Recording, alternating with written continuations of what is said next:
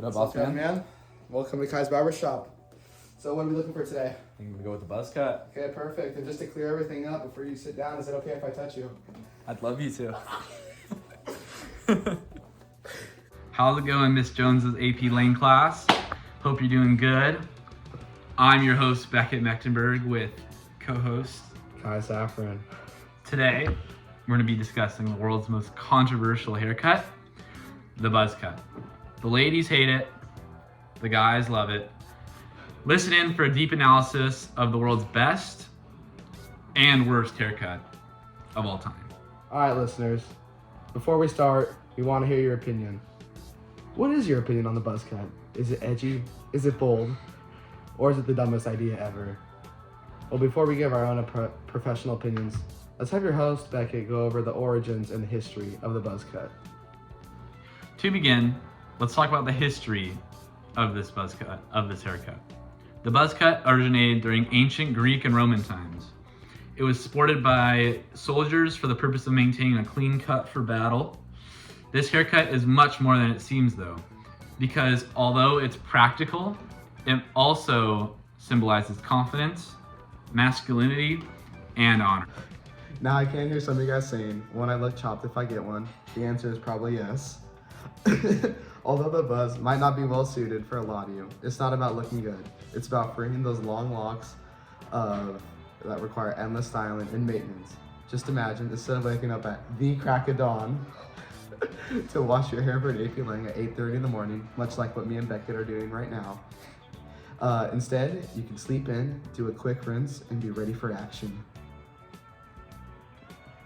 And let's not forget about the endless possibilities that the buzz cut contains.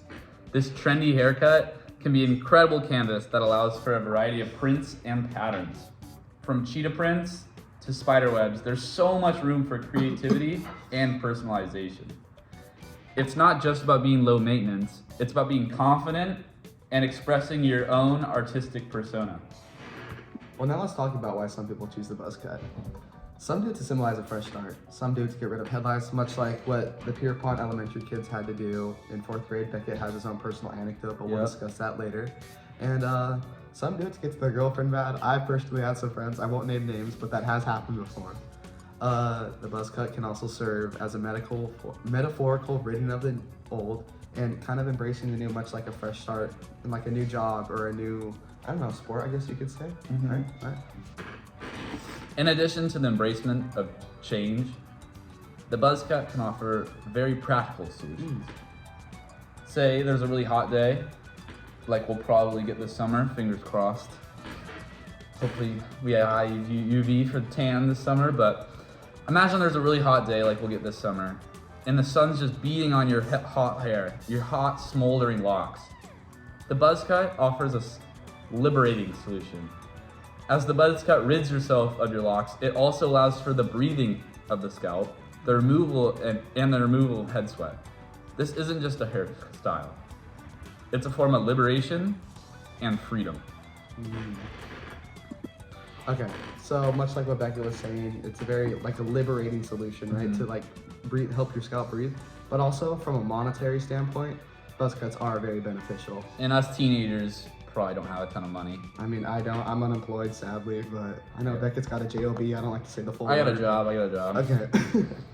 Instead of spending upwards of $50 on a low taper fade, much like Ninja would, Yep.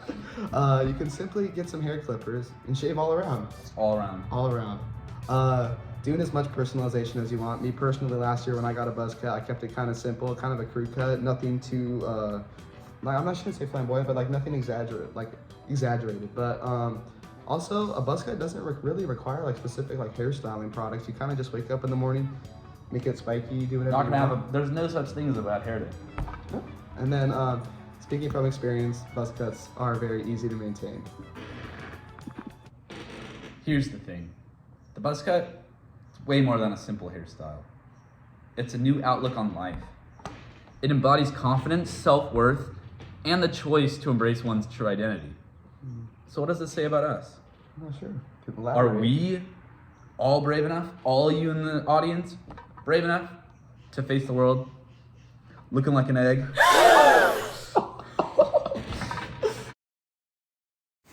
Hi, so this is my haircut montage. Thank God my mom was cutting it, so we got the family and friends discount. But here, give this a watch and give me your opinion. Thanks, bye.